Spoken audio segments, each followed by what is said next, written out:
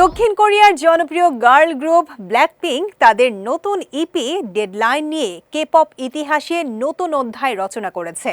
প্রথম সপ্তাহেই অ্যালবামটি বিক্রিতে রেকর্ড গড়েছে। মাত্র 7 দিনে 17,74,000-এর বেশি কপি বিক্রি হয়েছে।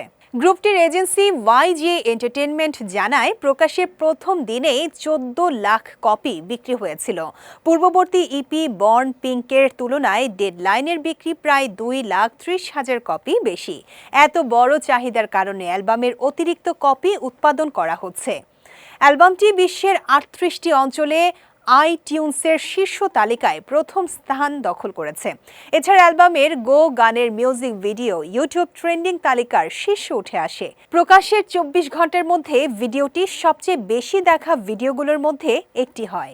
মার্কিন সাময়িকী রোলিং স্টোন লিখেছেন, ব্ল্যাকপিঙ্ক তাদের সেরা সময়ে ফিরে এসেছে। বিলবোর্ডও লিখেছে, গো গানটি অ্যালবামের অন্যতম সেরা এবং এটি ব্ল্যাকপিঙ্কের প্রকৃত পরিচয় তুলে ধরে।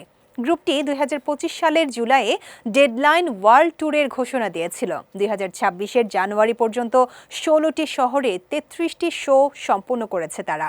বিশ্বজুড়ে ভক্তদের চাহিদার মধ্য দিয়ে স্পষ্ট যে ব্ল্যাকপিঙ্কের সাফল্য কেবল মাত্র শুরু।